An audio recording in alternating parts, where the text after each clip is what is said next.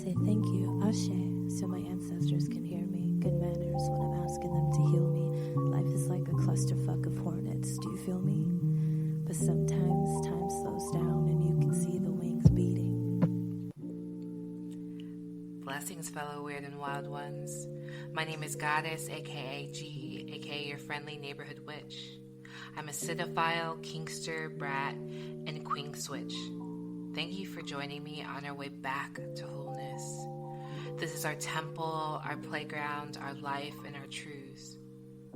For season 3, I will be talking with the fam about sacred sex, the sensuality and healing, and practicing healthy love. This work is for the collective from me, Brenda, and Kay. And there's a lot of magic that goes on behind the scenes. Find ways to support and practice reciprocity for all the dope folks on the show at the links below. Grab your toys, your potions, and your lotions, and let's reclaim our pleasure.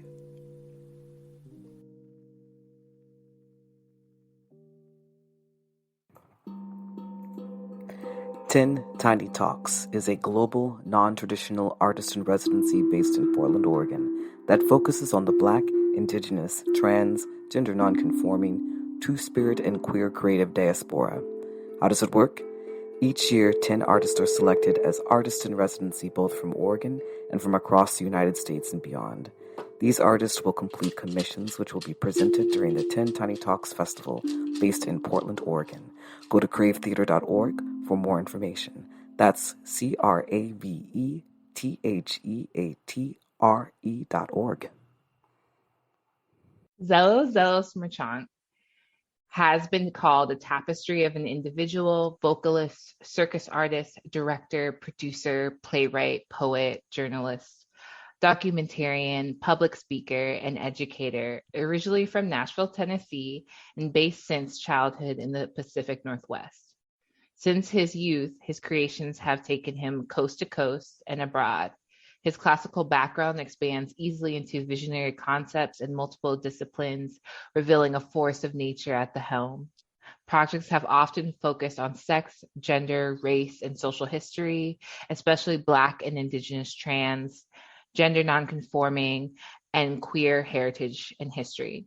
Zeloszelos is the artistic director of T&A Grand Theater and the artistic director / general director of 10 Tiny Talks, an artist in residency for Black and Indigenous, trans, gender nonconforming, and queer artists, both founded by him in 2020. Yeah, sounds right. You got all in. That's amazing. It sounded really good when you say it. I like it. Oh, thank you. You know what? I'll be honest, you're not the first person to say that. Maybe I should record people's bios for a living. It was joyful. Like, some people read that and they're just like, you can tell that they're just like, they don't care, they're asleep or something. And it's also just like weird, right, that as artists we have to have these like biographies that people make us write where we talk about ourselves. And it's never in a way we never talk about what we're doing to each other, you know? Like, we would never talk, you know, for when we're hanging out, we're never just like spewing this like boilerplate thing. Oh my God. If we had to say our bios each time we introduced ourselves, I'd be like, no, thank you. I already say no, thank you. I have said that.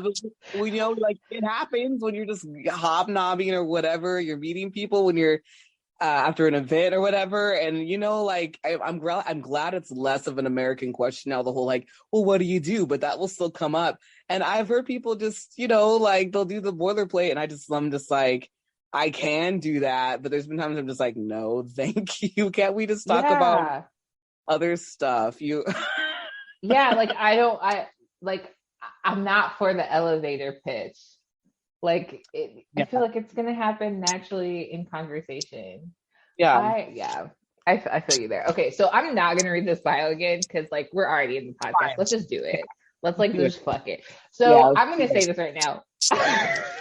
I know Zelos, we have created a dope ass workshop together. We've worked Zelos is dope. So this is gonna be super, super chill.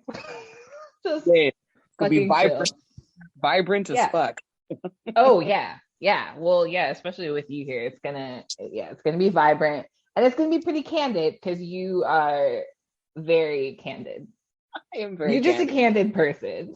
Yeah, I am a candid. That's from day one. If y'all could even ask my parents if I was talking to them, they'd be like, "That is a candid child. Look out." I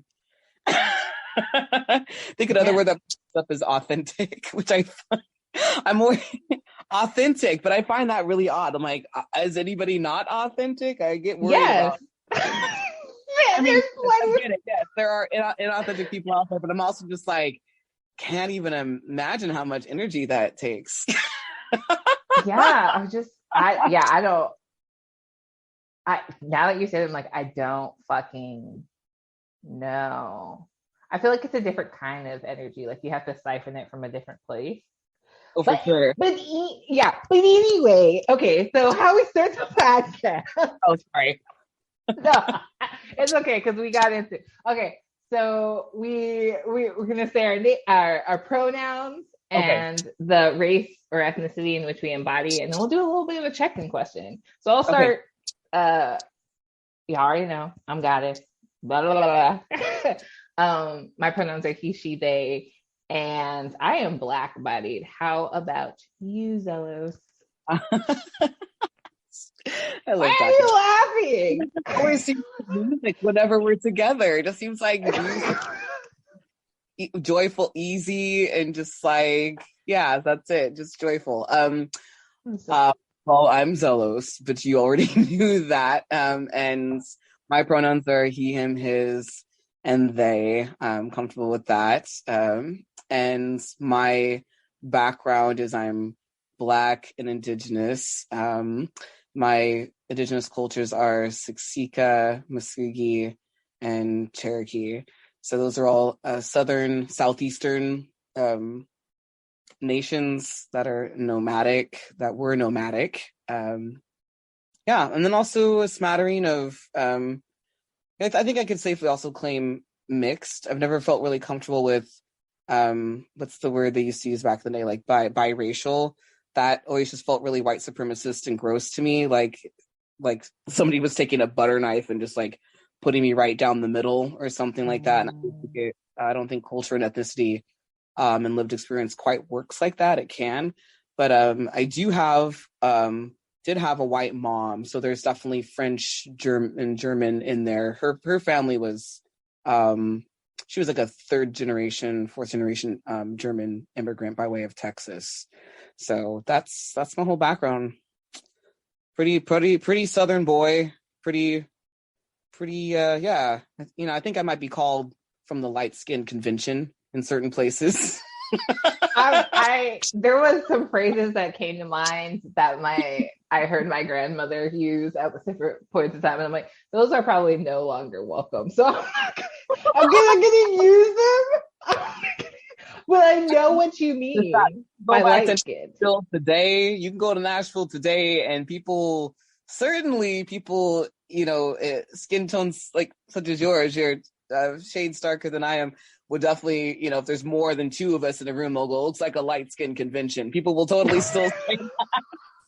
Well, with that, I don't even know what that would be. Like, what would a light skinned convention? Anyway, we're not gonna get lost in the sauce of that. But we can save that to the end of the podcast if you want. Like, there's history.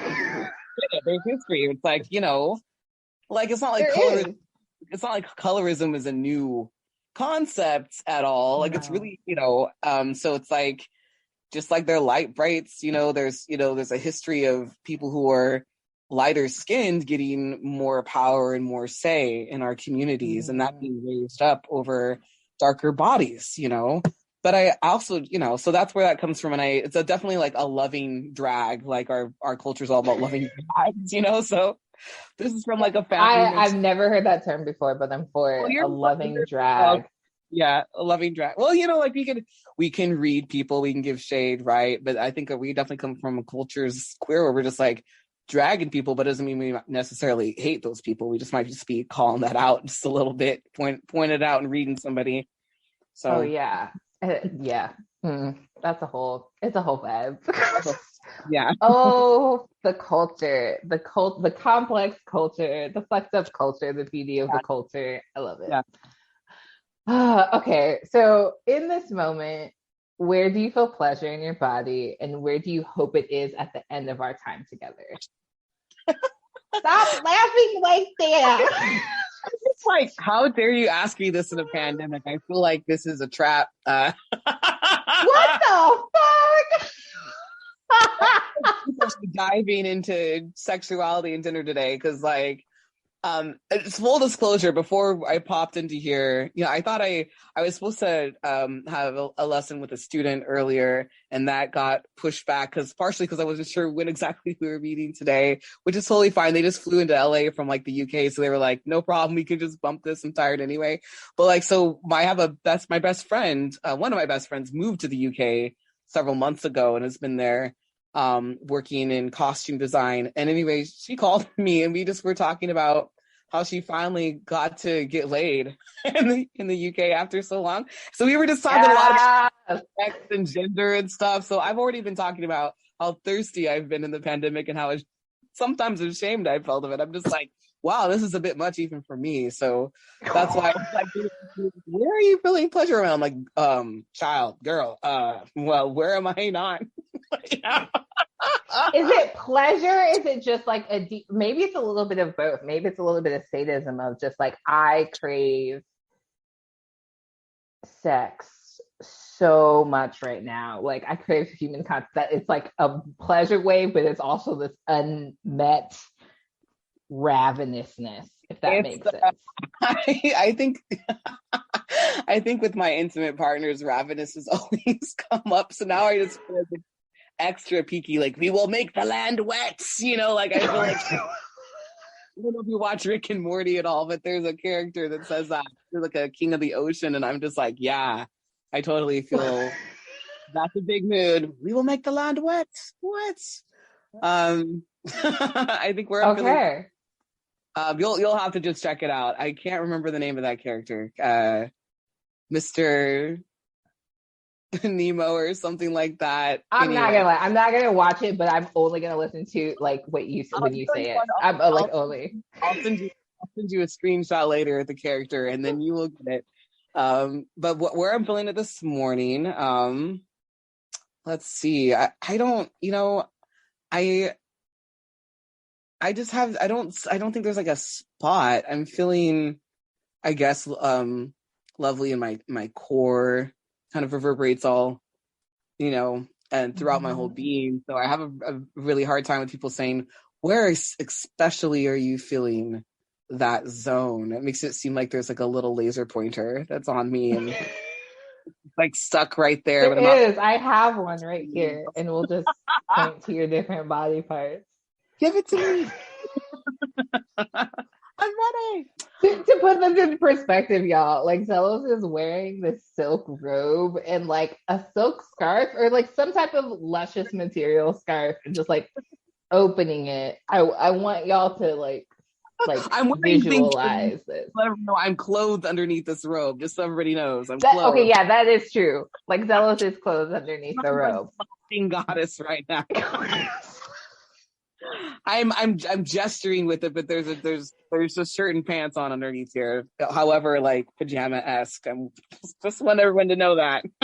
Let's make it clear. We keep this PG visually, but totally not in any other way. Anyway, okay. Yeah, I'm feeling like, I guess you could say, if we're gonna get really, really into it, as the hip kids say, just like any erogenous zone, I'm feeling that right now. I cuddled with one of my partners last night because I mentioned, I think before you hit record, I've been home sick, not with like COVID or the flu or anything. I just ate food that was outside of my dietary restrictions, and I'm paying for that now. So I was just like laying there last night watching I was watching Game Grumps for the first time. And what? Game Grumps. What the fuck is? Never mind. No, I can't keep on doing the side notes. Yeah, we're gonna keep doing the podcast. And then after we're done, I will send you like citations of all the shit that I said that you're like, what is that? What do you mean? Thank you. I'm not gonna cite Rick and Morty. I'm not gonna do it. There's like, What's the game, girl? I'm gonna do it. Yeah, you don't have to Y'all cite can use it though. sounds like you don't like that show. That's okay. I I actually like have not watched enough of it.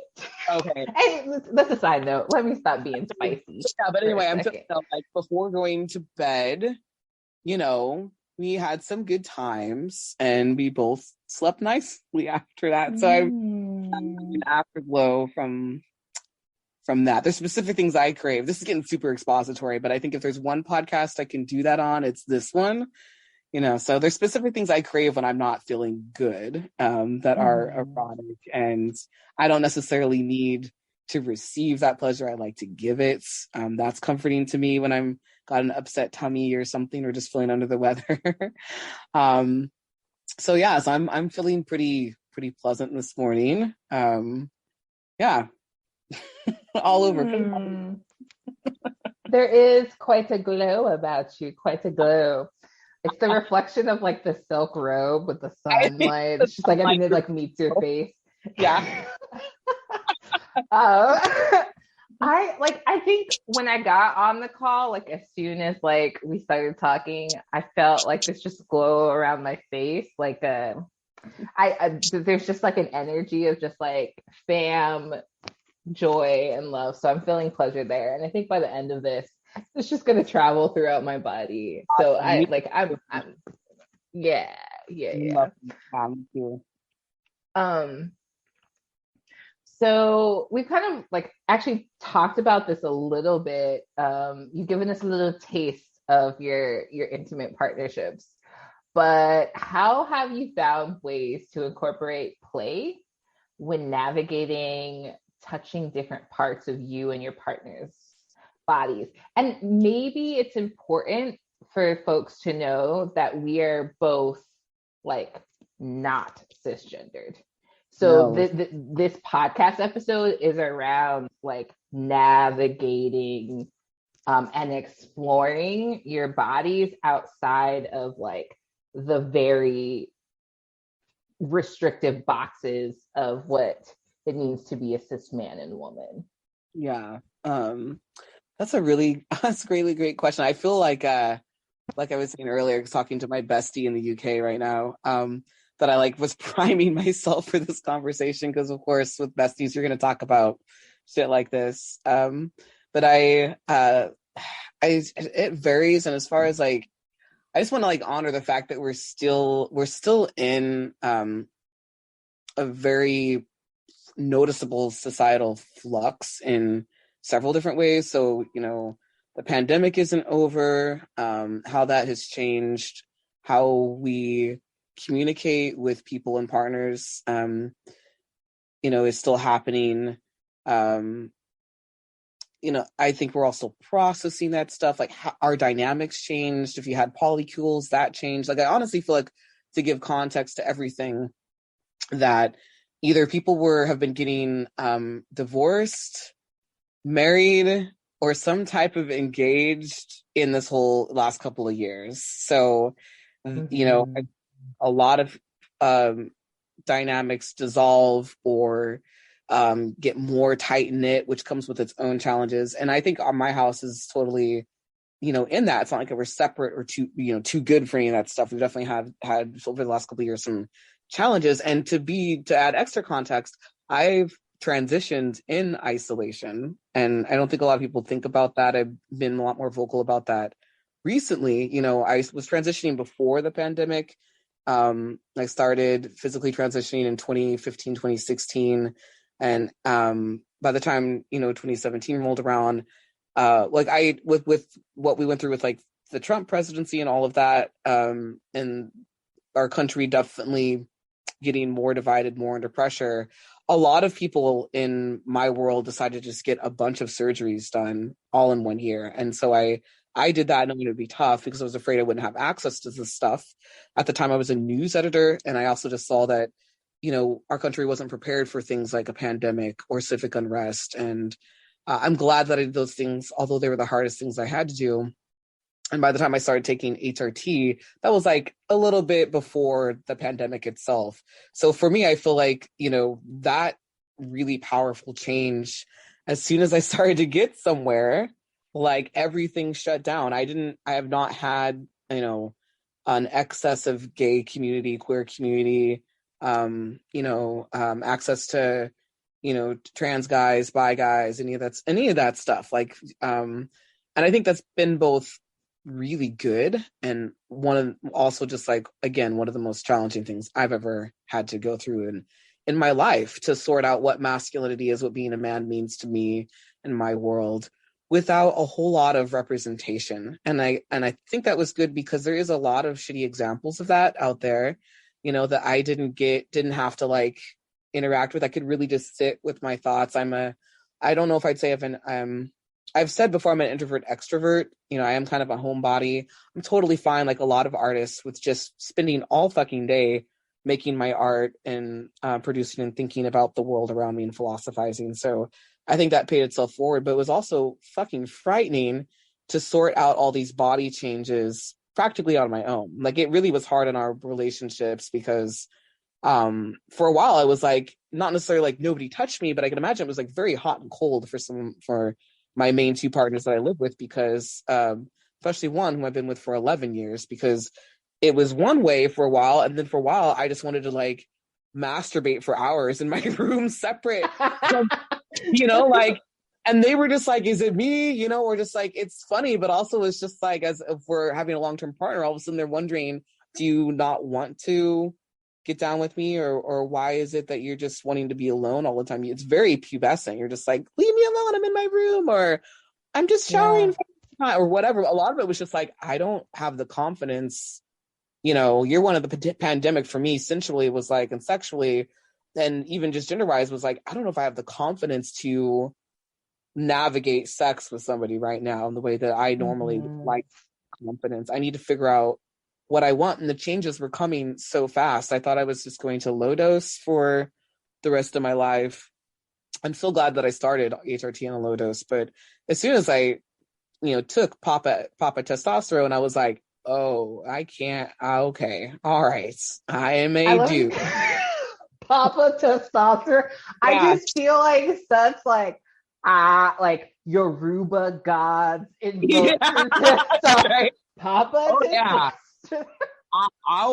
They were there. The Yoruba were there, and that was also part of it. It was like, I really just felt like, I mean, transition is different for all of us. There's lots of ways to do that. But definitely for me, you know, it was realizing I do deserve this. I don't need to hide myself from myself or other people. And it was fucking powerful. It was Papa testosterone. I felt like I was getting, it was interesting. Like, if like you and I have had conversations about, and with our friend and collaborator, Alex, just about both the feminine and masculine, but like, in feminine canons, in the cult of femininity, they say there's a lot of talk about just like the body and downloading and all this stuff and like memory, but that shit is there too for men as well. And so it was extra powerful for me to have that, to know that was already has been there this whole time. And what testosterone did was not just validate that, but activate that. And I wish we would talk about that more, especially in Black community and Indigenous community. It was so fucking powerful. It was like, for the first time, like, a sleeve that wasn't me came off. It was me. I'll always love me and the me that I was before, but it was incredible the amount of feelings and memories and stuff that were coming through with my physical changes. And that stuff has to be processed in order to access sexuality and as well as gender, you know? So there was a time where it was just a lot of me watching, I couldn't even tell you how many hundreds and thousands of hours of porn, really, to just exploring, like, because a lot of us were doing that. We didn't have access to other people. And also I was just like really fucking wanting to know what the world thought of me as my body was changing. And I'm also a very visual person.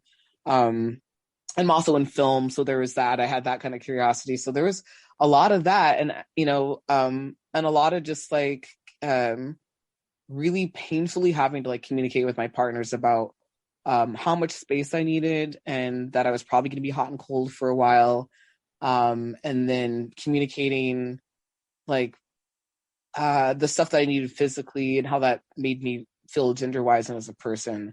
But there was a lot of ceremony with me just like, and I love that now. I think that's paid forward for the self-love that I have now.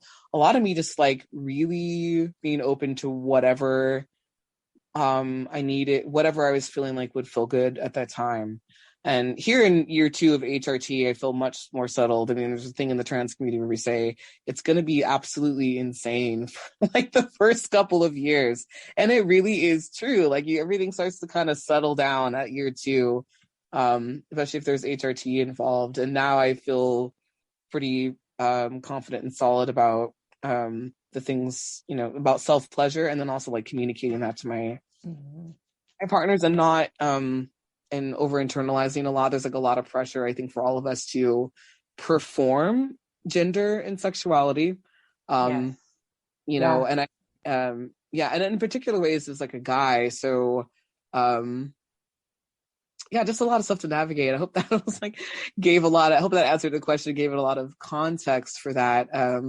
Now I don't feel like it's as hard to communicate, although I still feel like I'm working things out with one of my partners. Like I have one partner who I've been with, I've known for like 5 years, and then another partner that I've been with for 11 years. And I think that has been the most challenging because I've known them longer, and they're also trans, but in non-op. And I think that has presented a different set of challenges. You know, they knew me when I was she, you know, and I'm not. So, you know, and they've changed too, you know, they're very much more feminine, but it's a very interesting dynamic to have an AMAB, you know, a gender adverse, gender fuck person, you know, which I feel like is its own podcast, like all these different gender. We need that podcast needs to happen. I hope someone does it. Like, I honestly about the sexual stuff without talking about how like these different gender dynamics really like change that. Even if you're with somebody for a long time, like I have a lot of like averse feelings about being with non-binary, non-op people, especially if they, you know, it's just because there's just a lot of them walk around and want the same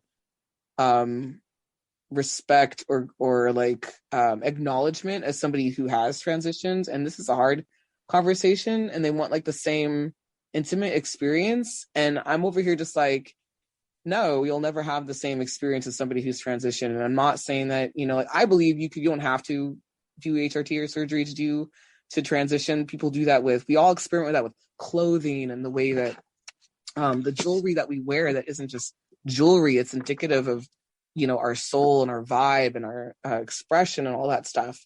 But like the body really does fucking change when you, and I feel like in communities, people just don't fucking look at that. It's really fucked up to me because you know, if there's one thing that's challenging, it's that, because people say, oh yeah, you're a trans guy or you're a masculine center or whatever, you know, or hey, you're a trans woman, but really deep down they're not processing that as, oh, that's actually a woman, that's actually a guy. So like that means the way they feel pleasure probably is radically different or not. You go through so many changes. Even just some people change their sexual preference. They find that changes with transition. And I was there. I was wondering whether that was going to change or not, whether I was just, you know, down with dudes or masculinity. And that's not true. But like, it was just like, I learned that, you know, with me changing, it's not just my pleasure centers that are changing. It's like the energy and each relationship is changing, you know, like we act like these outward things, it's weird, don't matter, but they do. We talk about them like, oh, it's about personhood, but we don't ever really incorporate those changes into like everyday everyday scenarios, you know. It's layered. It's layered. Yeah. So I'd say like right now for one partner, I feel like we've come through, and the other partner, we're just starting to come, my longer term partner, we're starting to come through with that more. Now I feel like I need to learn how, you know, trying to find a happy medium with how they want to be touched.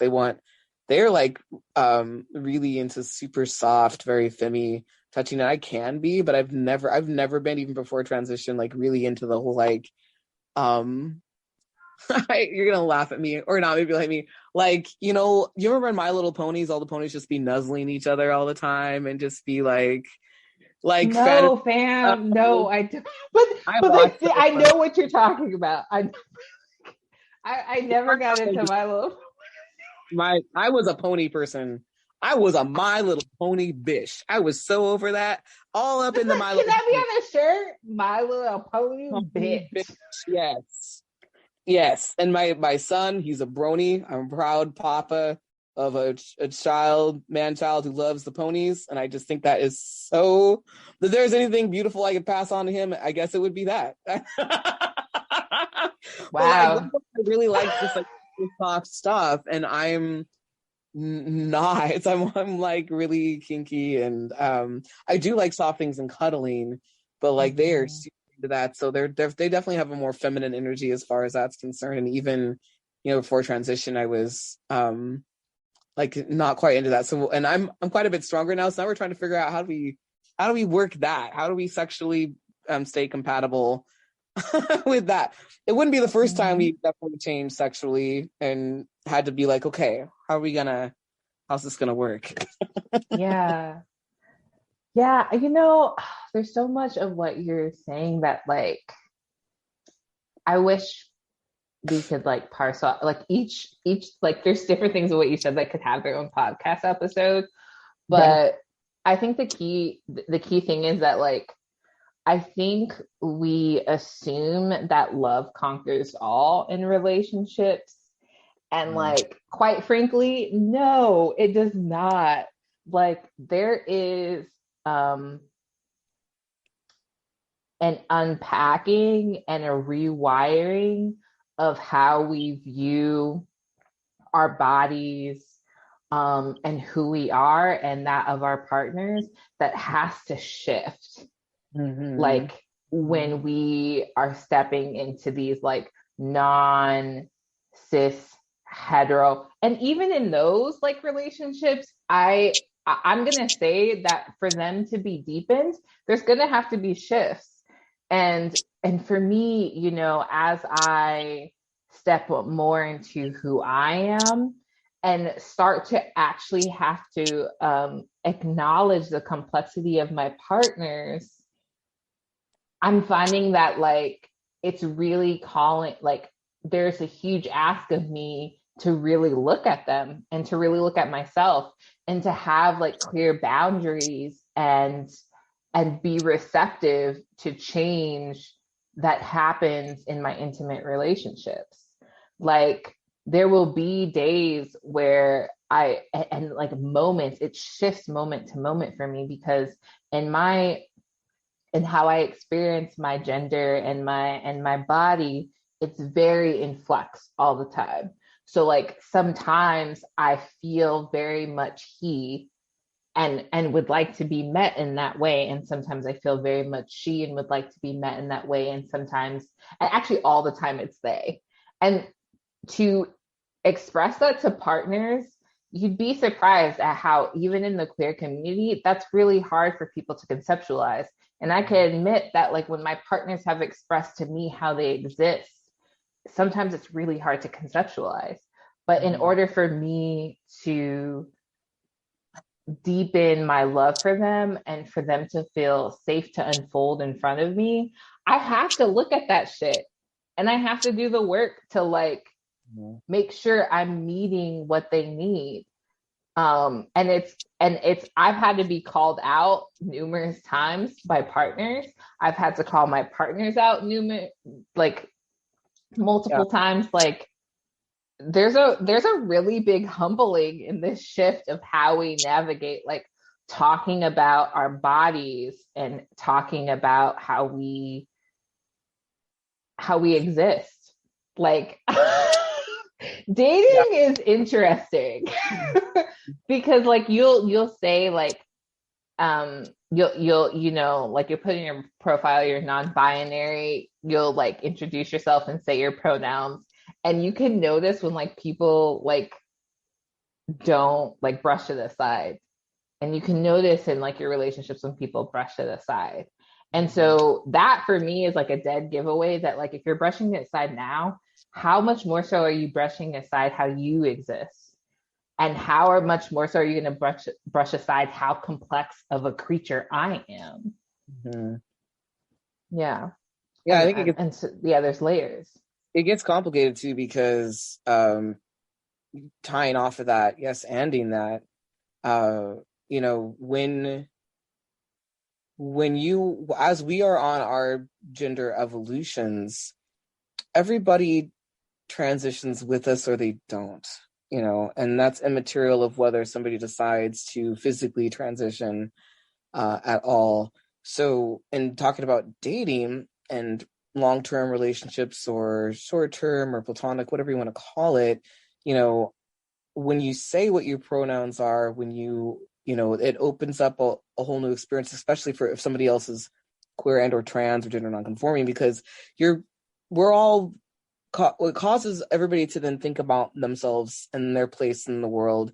I think for community, specifically the Black trans queer GNC community and Indigenous you know, GNC two-spirit worlds, it can be extra spicy because we don't always get the privilege of thinking about ourselves in the world. That's something that we're always fighting for.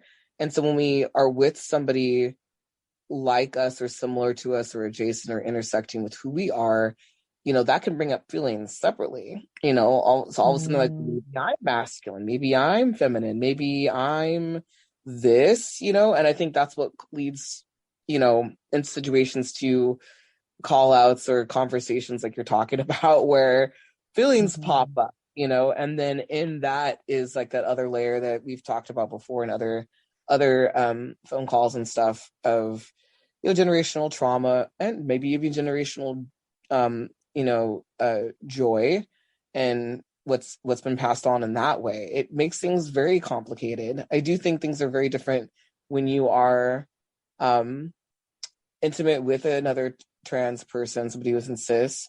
But I also find, and maybe this is specifically for me being a trans masculine person, that, you know, we still have these experiences with cis partners. I don't think I could be with anybody like super cis. I have that in quotations. My partner of 5 years, you know, they're everybody's on their gender evolution, but like it's just as special to be with them. There's definitely cis queer guy, and totally gay, you know, but all the things you're talking about, I'm just go, oh yeah, yes, and to that, you know. But I think it's because we're giving each other self-reflection as we're intimate with each other and hanging out with each other. Like, it's funny because we call out cis, you know, cis people for like fucking missing this part of the conversation.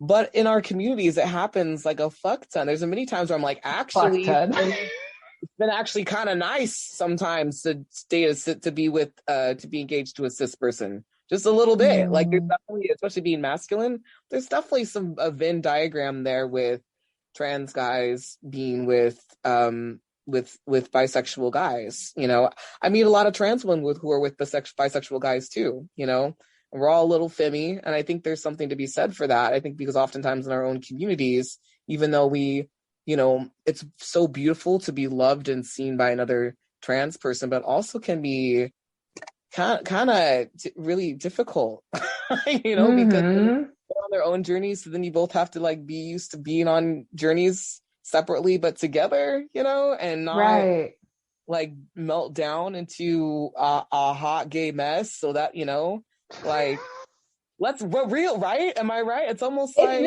yes. But it's a whole vibe. Like, every person that's queer has to go through their hot gay mess.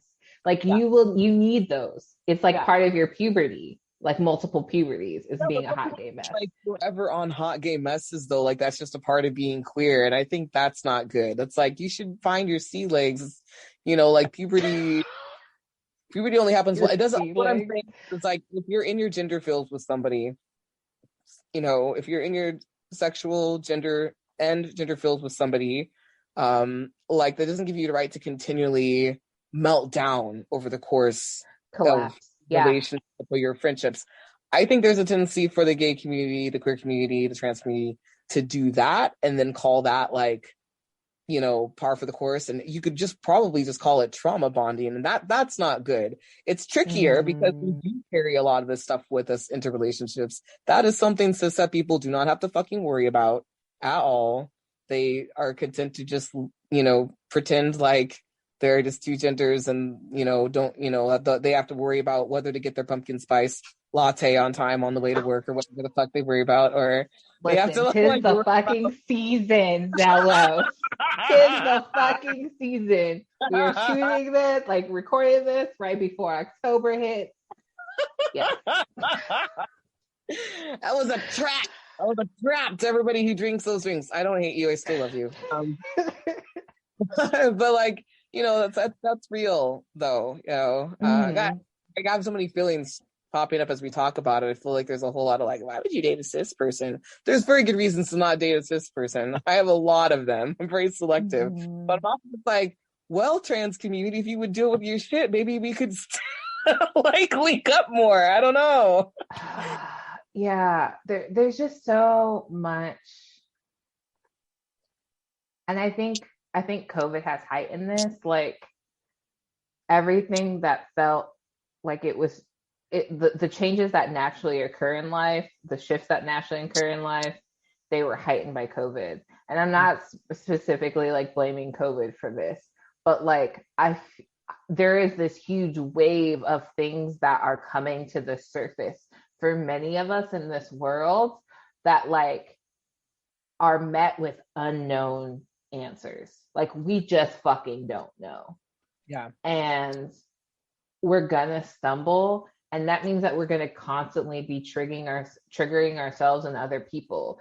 And although that is unavoidable, I think that there needs to be an acknowledgement and an accountability for like, I'm going to fuck up, but I am dedicated to being better. And that means like being present with my loved ones and truly seeing them. Like so much of why it was hard for me to adapt and to like expand my capacity to see my loved ones when they told me that they were non-binary, or like expressing to me the complexities, the beautiful variance in their existence, was from trying to like fit what I defined as existing into these narrow boxes that were like so rooted in white supremacy,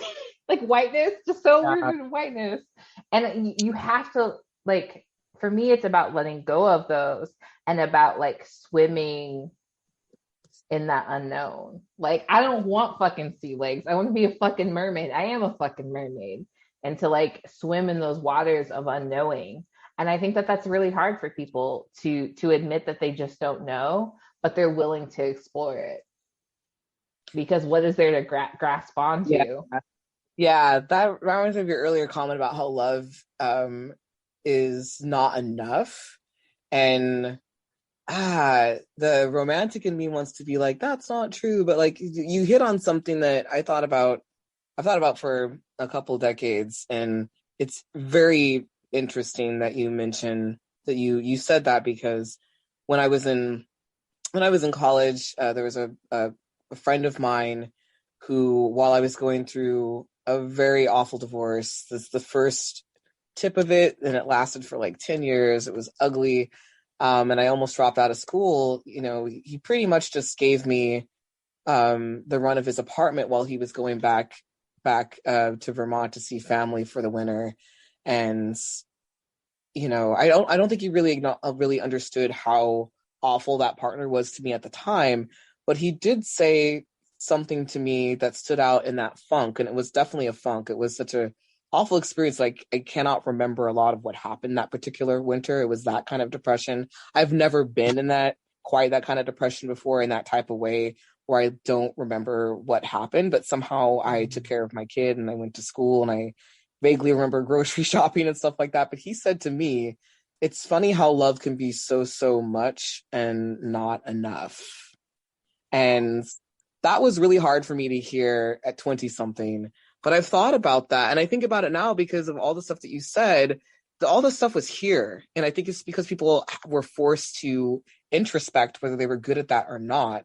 All this stuff was always there. Like, COVID is not to blame for it, but it definitely is instrumental in how we are adapting or choosing not to adapt. And in all of that, I'd like to say that, you can't want to adapt unless you have love. You can't do that, or else you don't have a relationship. You have to have love and respect for that. And a desire to all of you want to make it work. But the thing is, it isn't enough, because the thing is, we do have basic needs, that are also very, very quintessential to us living full lives, even at a very mundane level. Those have to be met.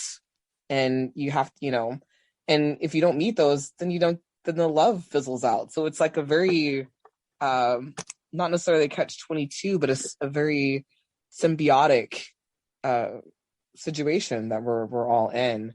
But I do wish more people would realize that platonic love is a thing and is equally important, and that love is one of the most important things that human beings should be holding on to, especially right now. I often find in our communities that for all the mutual aid and stuff and conversations we have, that love is not there. People don't know what it is. They downplay it. So I just want to say, like, as we say, yeah, it's not exactly enough, because there has to be room to step back and be self-aware in order to know what that is.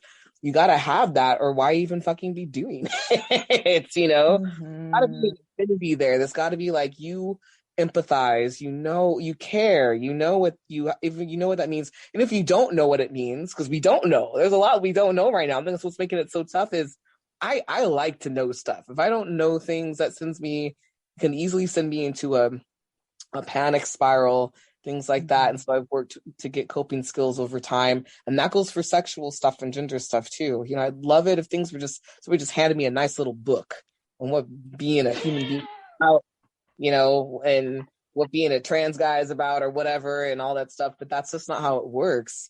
So it's like, it's a kind of unconditional love I think we got to have, that says, even if I don't get it, even if I don't know, I believe in what's possible once I do know that. I'm suspending belief enough and care enough about, what could happen potentially if we get this thing to work, if we can adapt, if we can come together in some way. Like, I think that's the component for a lot of us, and it's fucking hard to do, because we're human. We're just kids, really. I don't care how old you are. We're just people on a tiny planet, and would like to think we know a lot.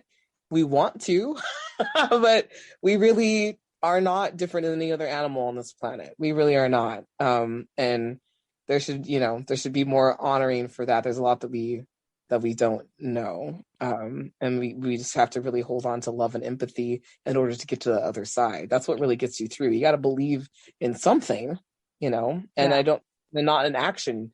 Love is what you got to believe in, or it's for naught, then you don't. Right. So. No, yeah, you're so right.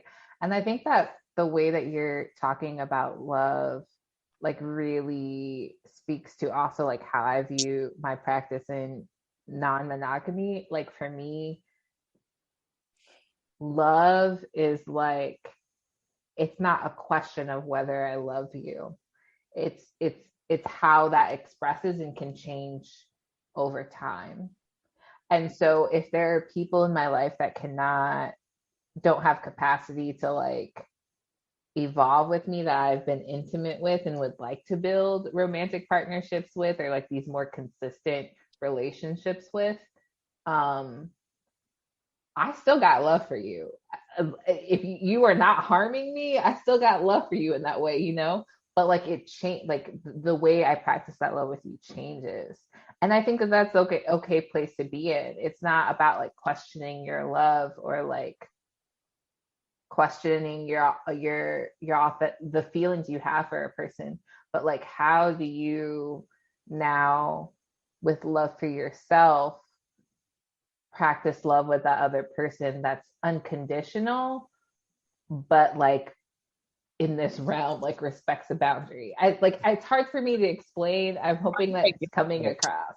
I think I get it. Like, and again, like our conversations are always so awesome.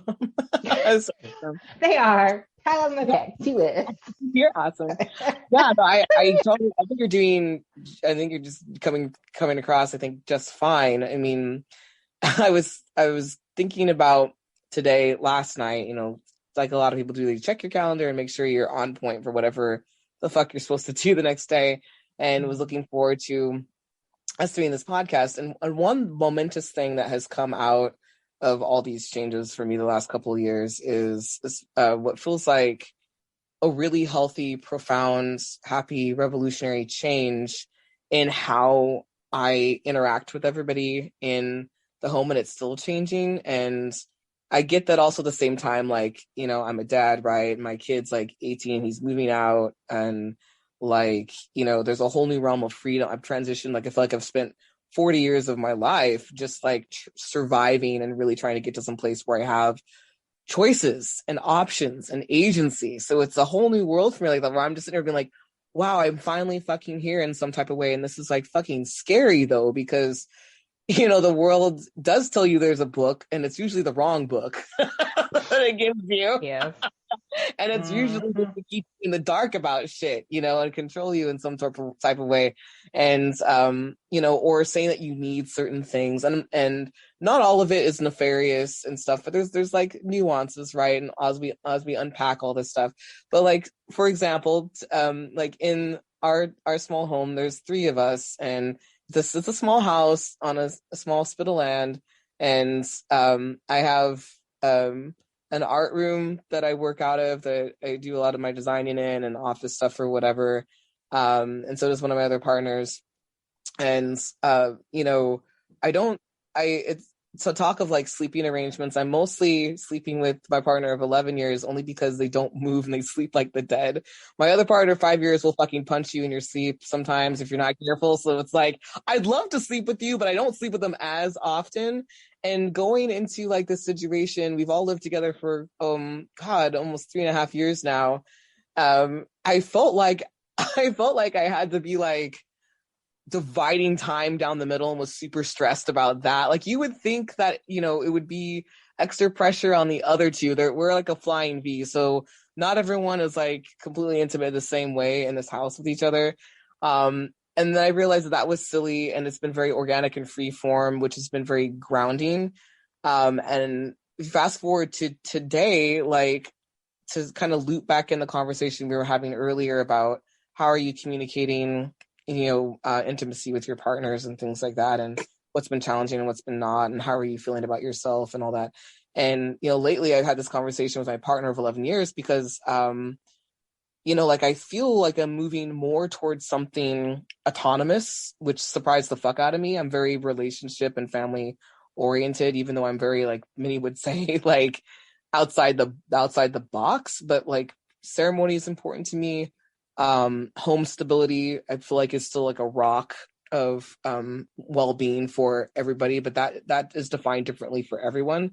But I'm at a place now where I'm just like, you know, I talked to them and I was like, you know, I don't know, I feel, you know, more like I'm moving towards some sort of, not necessarily solo poly or the anarchic poly, because I hate that term. Like, what is that? Radical, I forget, radical open, I don't know. Are you talking about relationship anarchy?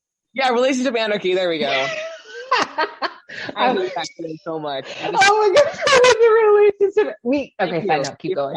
Keep going. Yeah, but I feel like, I hate that term, but I feel like I've just been like, oh, I feel more like that, you know. And for full context, my partner of 11 years and I were government married. You know, it's something that we wanted to do. We did that. We tried not to do it. We really tried to like build our own relationship. But this colonial country is built on ownership and paperwork and all this stuff. And because we had a kid, it made more sense to do that. But like, I also have that Southern background of like if you are dedicated to somebody, you have a ceremony, you do the whole thing. And I still think that's important to celebrate shit. But I stand here today on, tying off all these things we talked about, going, I don't know, like, do I love my partners less if I'm not sleeping with them, or equally, or like, or like portioning myself out in little percentage rates, is it less powerful love, say, if I want to just like live in my art studio and have my own space while we share this whole house together, and then whenever we want, we come and go as we please, we make love as we please, we should, and I'm really standing here being like, no, I don't think that makes it any less. But in between all that has been a lot of I don't know what I want or need. And other people saying that in this house. And my partner, when my partner said, I'm very non-traditional, like we didn't have to get, if we didn't get government married 11 years ago, that would have been fine. Yes, I'm fine with you being, it's you that I love, and you being you, and it's the three of us that I love, and all of us being happy, whatever the fuck that means to us, to each of us personally, and each of us in that relationship, which was like very powerful. And I'm still processing that and like rising to that, because it's, it's one thing to have somebody hold that mirror up for you and have a supportive partner to say that. Another thing for you to like sit with it personally and give yourself permission to do the thing that you ought to do. Yes. But it's just a lot of feelings about that, where I'm still just like, part of me's, and I know it's a lie, like, well, what if everything falls to pieces if you're in your own room or you're doing your own thing? And I know that that's not true, because we make intentional time for each other. We're all artists to some degree, and so our schedules can get super stacked sometimes, but we really try to make weekly, daily times where we're spending time together and one-on-one with each other. So I know it's not going to fall apart, because we have that love game that's there. And we also are really good about separating that and just being like, well, what do we need individually for that? But that, I guess, is what we were talking about, made me think about that, because I feel like it's a prime example where I'm here just being like, oh, okay. Like, no one's going to be mad at me if I want to spend alone time, or if I want to sleep with this person tonight or over here or whatever, and get my needs met, And if somebody's not getting their needs met, then they'll speak up about it as well. They should. And then I'll know, because no one's really, that psychic. So, but, I still have a lot of, I don't know. I'm still working out, like, what will that look like? I have one partner that's like, I've gone on tour before. I have one partner say, you can go ahead and travel. And I'm, they're not really as extroverted as me, one of them. So they're just like, go ahead. And I'll just be like here and doing my own thing. I want to come with you sometimes, but like, I don't have to be there all the time. So it's like a new place. I almost don't feel like, even though it's not COVID's fault, I wouldn't be here in some way having these conversations in the same way if it wasn't for all the isolation we've been through. Yeah. It really caused us to just like navel gaze, and sometimes the right way, and just focus on our work. I feel like you can still tell who chose to focus on themselves and like whatever work and their creative work and self stuff, and who fucking did not. It's really obvious right now. He's so obvious. There's definitely there's a distinction between who has chosen the way of the past pre-COVID and the possibility of something different. Yeah. So I'm gonna be honest, we only went through one question. Oh my and I love it though, because this was a beautiful conversation, but I do like, you want to do like there is on the other questions. Well, no. What there is one question that I think is important, and I think we should cover, is that like this unknown, like we are having to carry this and like figure it out, like as a community that is still coming together. Like there's nonprofits that are forming, there's organizations, there's businesses that are forming around supporting people in navigating this this spectrum that was always there, but wasn't always like so readily named around, you know, gender and around relationships. But there is not a lot of like models out there. So what are some of the barriers non-cis folks have in accessing support around, you know, navigating relationships and navigating their pleasure? Because this podcast was originally about us talking about like the naming of our like our body parts and how hard it is to find like healers and people doing the work who like yeah, we were supposed to get all working. Yeah, I mean, and I it's fine. I love this too. It just has a different. Well, I'm like really happy to do like volume 2 and just like go through these questions because I do think they're really important. The ones you've got and the one you just mentioned for sure. So I'm more than happy to make time for that. If not today, some other day for sure. But so the question is what kind of barriers do our people have to naming themselves and parts of their body for themselves, if I'm to understand that right, in the context? No, like what barriers do we have in like accessing support? Like there isn't, yeah. And like whose responsibility is it to meet that? Oh God, I love how you say who's responsible for this? How are we gonna clean up this bitch? That's like Black right there. It'll be like, who did this? Who's responsible for this over here? Because I'm over here. Who's supposed to be over here? What's your job? Who made the potato salad? Who made the cornbread? Right, exactly. Whose casserole is this? Who did that? All right. So like what are the barriers of like community support? It sounds like for people to get to the point where they can name themselves. They can talk about body parts and all this stuff. Whose job is that? Oh my God, that is such a good question. The first thing that comes to mind is the landscape of this looks in some ways different everywhere.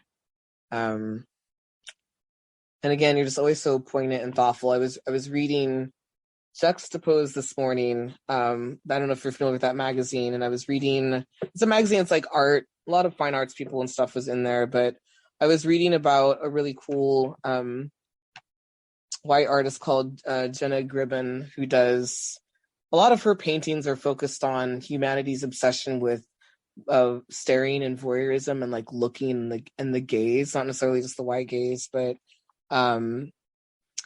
just like it could be casual stuff like what we were talking about earlier with like artists being asked to write bios about themselves, which is similar to when you do gallery work and like they want the portrait of us, you know, gallery artists like in the space, and it's always us either dressed super nice or like in super arty clothing that we would never ever fucking wear.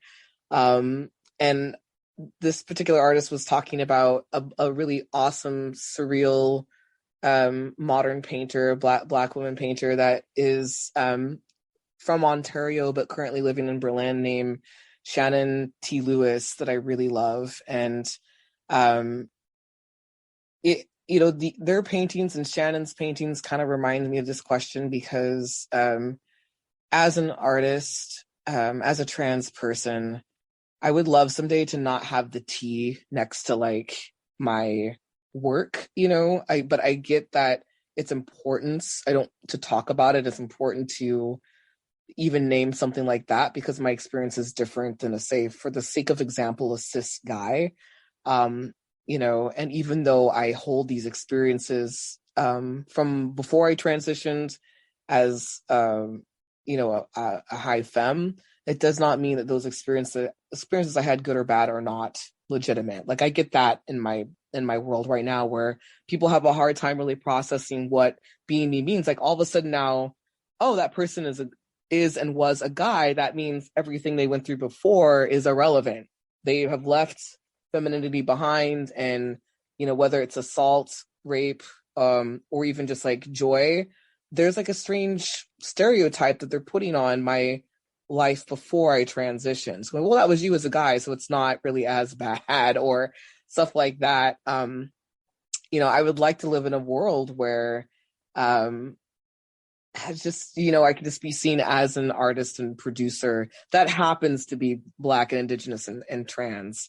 And in our communities, if there's a barrier to the supports that helps us do that, I often feel it's because we've got all this internalized performing and pain going on, especially as Black and Indigenous people, where we are put upon in the outside world like this, but we do it to each other and ourselves. And I wish that wasn't so. And then you add to that how in activism and grassroots circles, which nowadays, not that they weren't ever flush with art, but now I feel like everybody has now got the ability to be an activist through social media and this like online gaze thing, which is both really interesting and powerful and good, and also not, because we're getting all these images and information secondhand.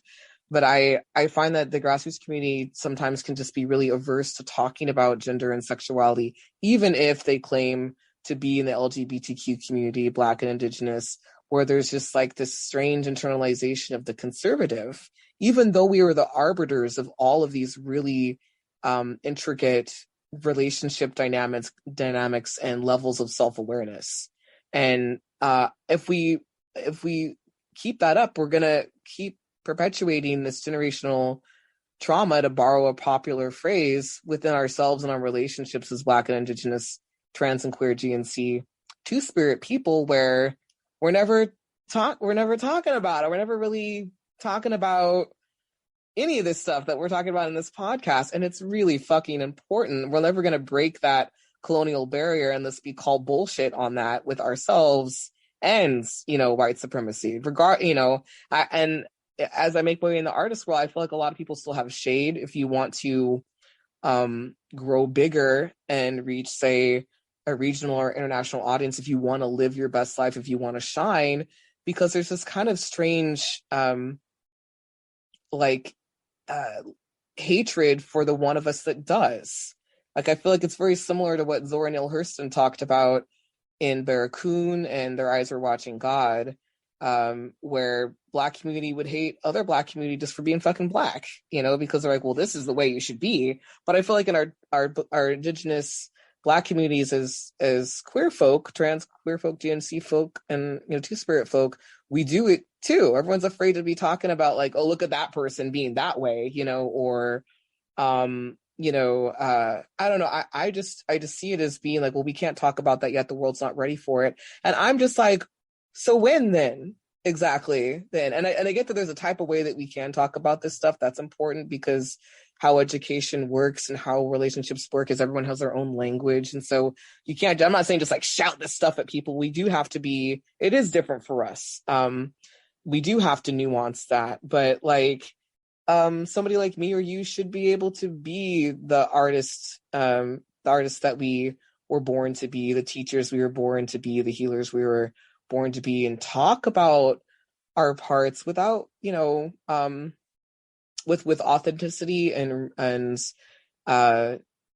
with reality, and without a fear of being fetishized. I'd like to get us to a point where we talk honestly about say even just the weird fetishizations that happen in our communities with our different bodies.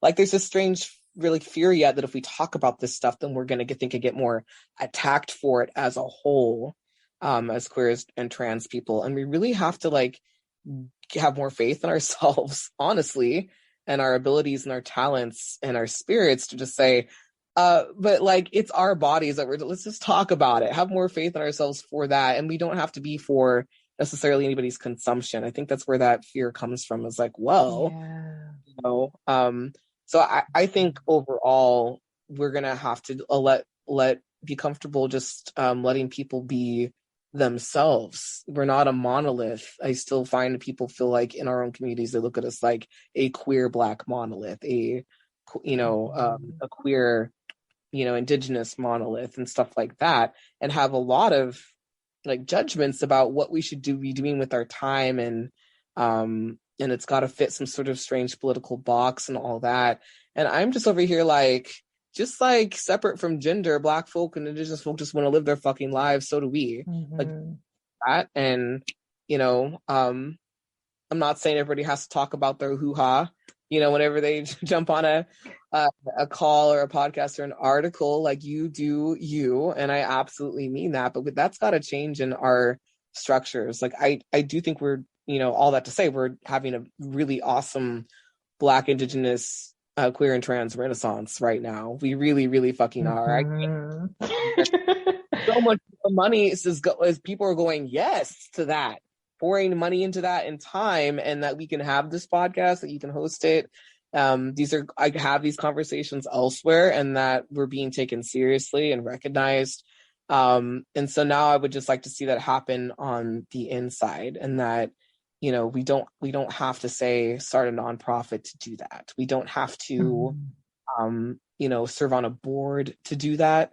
That's not, if that's for you, great. If you feel like you want to hold space like that, great. But even in those spaces, I want to see that recognition of us being human beings, whether that's like gender, sexuality, whatever, and having that not be a big deal. Just like cis people can walk into counseling and doctors' offices and resources and talk about their junk and their personal stuff all the livelong day, and it's like, normal. But we got to get that for us first. It's gonna be some hard conversations too, because there's race stuff caught up in that as well. Like a lot of the Black diaspora, to take an example, can be spread out. Sometimes it is, and sometimes it is. I know, like, you and I are kind of in areas where there's a very light-skinned populace or a very white populace. It can be, and that does not make us less Black. We shouldn't, I think, be shitting on people who are, if they have fucked a white person, really throw a lot of shade about. Doesn't all of a sudden you lose your Black card for that, or your trans card for that, at all. We should be more supportive of whatever that person needs, and that journey, that's a part of it too. In terms of like deciphering what gender and sexuality means. Also, in a world that is white supremacist, we don't have a lot of other access to things, and respecting that there's a whole journey ahead of us, but that's my long answer for what needs to start happening. We need to be recognizing humanity with each other first, and that's really hard to do when we're fighting all the time, fighting a big oppression all the time. So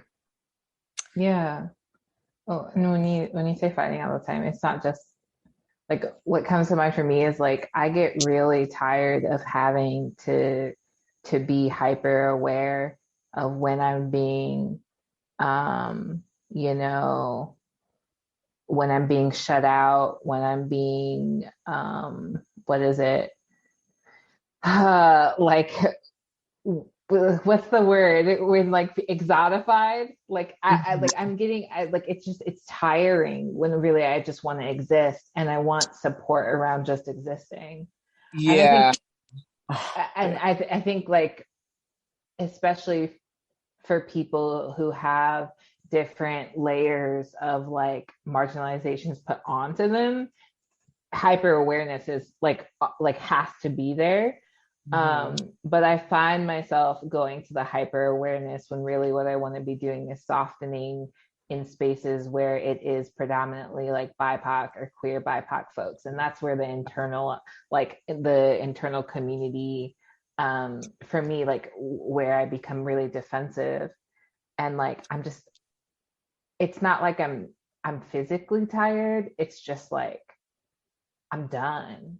Like, yeah, I'm so done.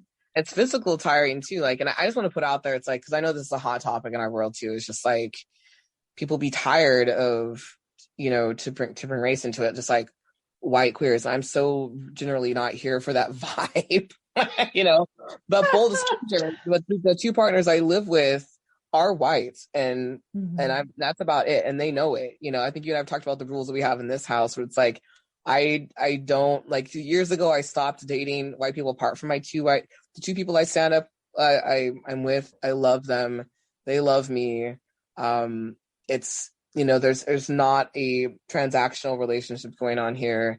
I wouldn't exchange them for anything in the world.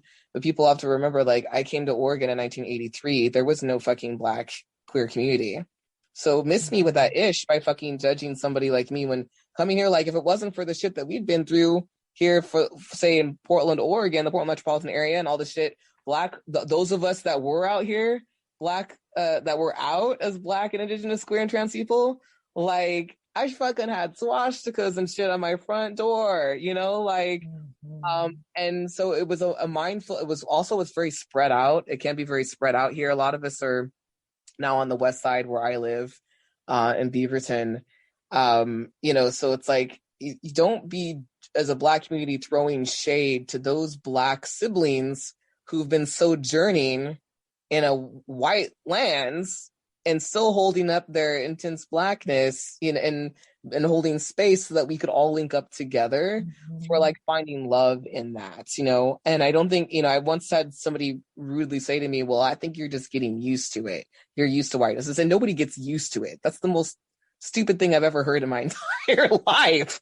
Nobody gets used to whiteness. What are you talking about? I hope not. No, I mean, I can't relate to that. And, it's, so now we have this renaissance here, and people are just, like, reducing in our communities what being Black and gay means. And it really frustrates the fuck out of me, like, times are always changing, and now we have abilities to talk to each other, like, and form these new powerful relationships, which is what we always hope to do. And for somebody such as I always hope to do.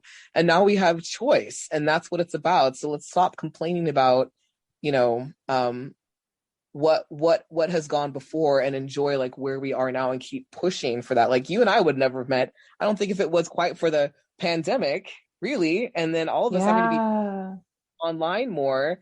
And the beautiful thing about that is it's made it easier to meet more Black and brown people. And to be sure, I hear what you're saying, because there's times you're just like, I'm done. And my partners know it. I'm just like, nope, I just only need, I have BIPOC only spaces. And, definitely, I can't relate to people who only have white friends. It's definitely not like that, but as a Black community, there's got to be, like, a Black Indigenous community. You got to stop judging, because it's, you can't point your finger at white supremacy and then fucking blame your Black siblings for how it's impacting their lives, or how it's shaped their relationships in some way, and how it's continuing to shape it, like, that doesn't make any sense to me. And we need to hold space for that too, because in there also, our siblings are also still unpacking gender and sexuality, and we need to be loving around them while they do that, so they can safely, supportively unpack and discover what being Black and trans, Indigenous and trans, for example, means to them. And they will never do that when we're just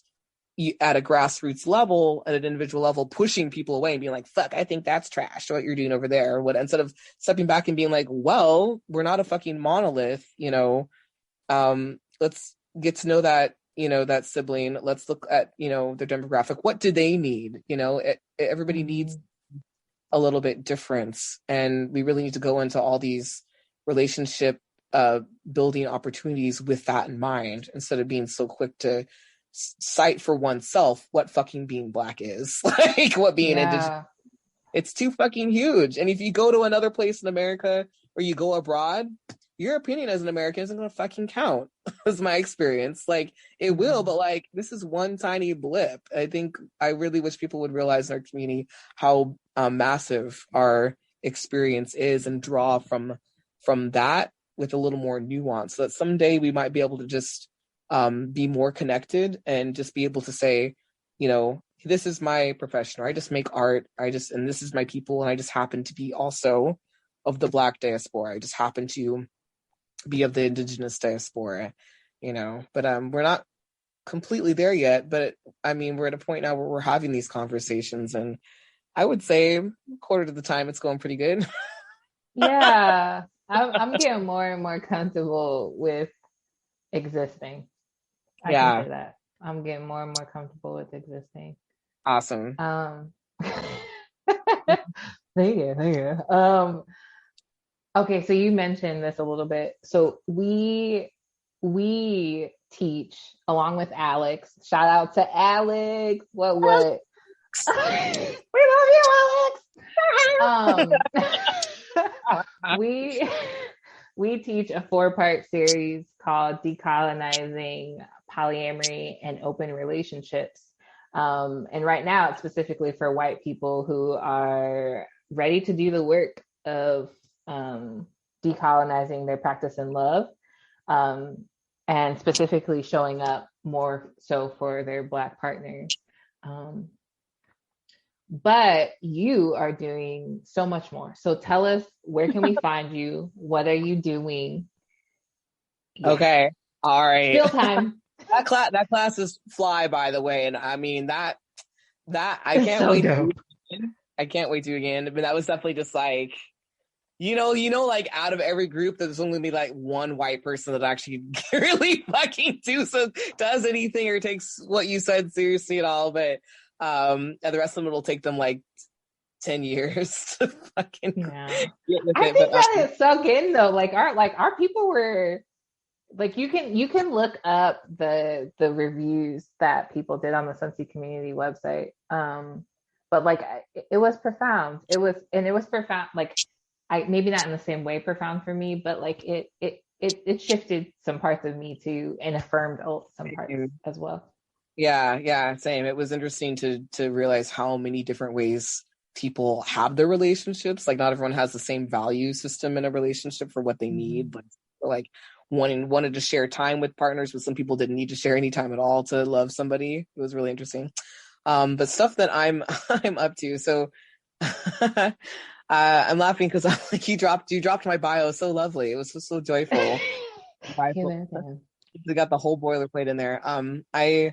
My hands have been full this last year with a lot of film production stuff and a lot of mentoring and chasing those grant dollars. So I started 10 Tiny Talks in the pandemic because I had nothing else to lose. And I was like, I'd wanted to do that, run my own theater company and run a residency and since I was a kid. And I don't know why I was waiting so long. So I guess faced with yet another life-threatening situation in my world, and a lot of mediocrity. Like at the time I was, I'd worked, my day job has been in the healthcare field, and it was in forensics and journalism. And being in healthcare at the start of the pandemic was just like, and in forensics was just like incredible, like, and awful. And I'd also, been teaching music on the side and voice for transgender voices, and I was working for this really awful white trans woman who just wanted to capitalize and was literally stealing stuff from me. And with everything, I was like, why am I giving these fucking bitches any more of my time and energy? Like, I don't even know. And at the same time, you and I were like, and Alex were like doing our classes. I think there was like a realization in our world as a people where we're like, we don't fucking even need to fuck with you at all. Exactly. Like at all. What the fuck? Yeah. Mm-hmm. Like you have to do it a little bit, but like honestly, and there was, BLM and stuff. So there's been like it happens, these waves of like money and time and resources that come through. So I was just like, I am done. Not only do I can do this 10 times better, I know that I can. So I'm just going to do it now. So 10 Tiny Talks is a pretty huge program. It is, it houses or mentors, I should say, 10 people or projects. So there can be more than 10 people in the program. We had more than 10 people in the program. Technically, we had upwards of like 20 people in the program, given that there was a playwright who produced a play and then a production company that produced a drag show. But we have 10 people or projects from the Black, Indigenous, trans, queer, gender nonconforming to spirit worlds. And we pay them to make art. We don't tell them what to do. They propose something to us and we help make that happen and help them make something bigger that they haven't made before because of all the barriers that you and I were talking about, and to also create art infrastructure, which is lacking in America, and specifically in Oregon, where we're based. It's a global residency. This year we were managing to get national reach. That's great. And so, yeah, and there's no cap on what kind of art somebody can make. So we've got drag performers, Vogue performers. We've got fine arts painters in the program, mixed media, musicians, circus, the whole gamut. We just ask that people keep a storytelling narrative thread throughout whatever they want to create that we're helping them to produce. That's one thing that I found is universal in all of our experiences, is this really textured ability to storytell and share information. I find that's like way, way different than white people, which is just like really takes a lot of energy for me to communicate with white people. They're all very like into binary code and like specific words meaning specific things and like boxes and stuff. And it's just like, not impossible to communicate, but so not the way that I think we communicate better and at the speed of light, with a lot of joy and heart, So I wanted the artists to wrap that into whatever they want to create, and that's that. So it's really big. It runs every year, about January to October. So we're closing the program on October 31st with a huge group project show at the Portland Q Center, where there is Cloud Stokely from LA. So Cloud is going to be doing the intro and outro music for us this season. So shout out to Cloud Stokely. Yes. Sorry, I didn't mean to interrupt, but I love Cloud so much. We were both MX Suede Portland. They succeeded me, and they're just a fabulous, wonderful, soft person. So they've created a song for every card in the major arcana and a music video. And we'll be talking about that today. I'm hoping that we can fit this into the exhibit. And then I'm collaborating with Callisto Nanan, who's a death worker anthropologist that's now living in Maine. And we are doing a Ghanaian fantasy coffin. So the vision that we've got is we're going to do a build in the gallery that is a coffin, but also a sound booth. So it can open up so people can go into the sound booth shaped like a coffin, and then they can listen to Cloud's music and see the music video projected on the wall in front of them. But it's also going to be a community altar piece with a lot of electric candles and some lights and a bunch of stuff, so that people from the community can come and add things to the altar, either for somebody they've lost or somebody they want to raise up that's still alive. And there's also going to be work by Grand Ronde tribal artist Nick Labonte. He does carvings, and that will also be a part of the exhibit.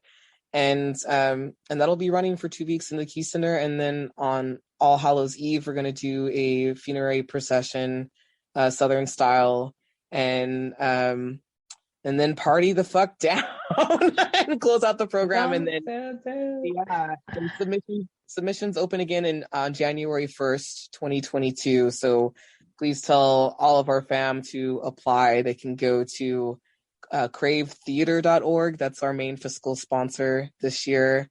And I can send you all that information and apply. They can also just reach out to me directly. I'm very accessible by regular social media handles.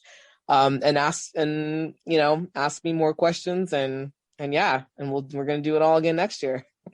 Oh, I'm so excited to I'm going to try to experience as much of what the fruits were of this year's labor, and I'm excited for next year too. All of your links will be in the show notes. Sam. Oh, go ahead. I was gonna say, well, I can make sure you get access to content as a obviously a very important person, so you can see all that stuff. Yeah, we were gonna do a small trailer that I was also talking to our crew about. Like, we need to have for like press and our community, a way they can just have access to all the stuff.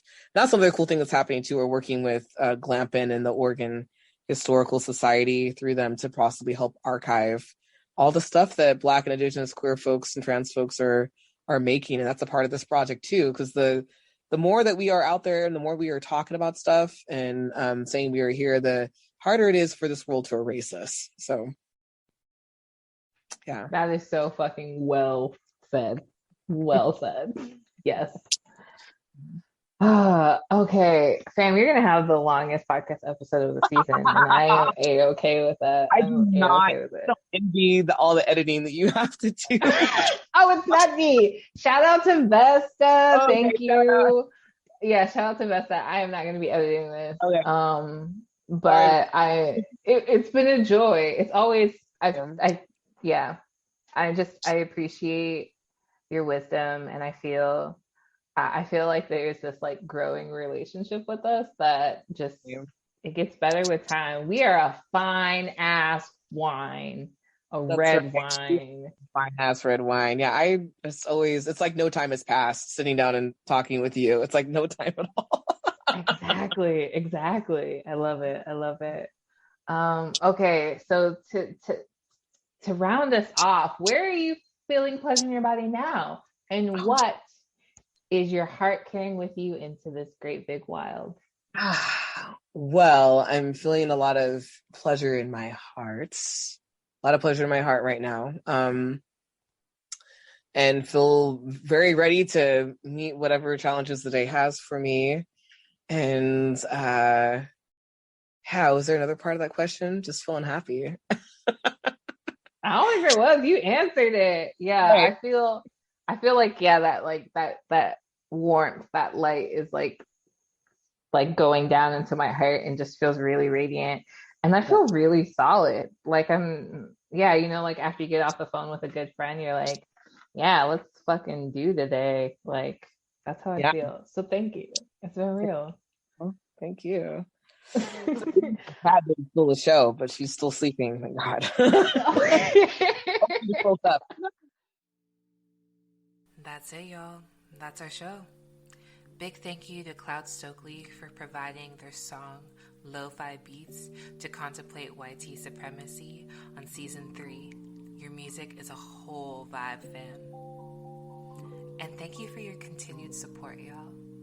Keep pleasuring yourselves.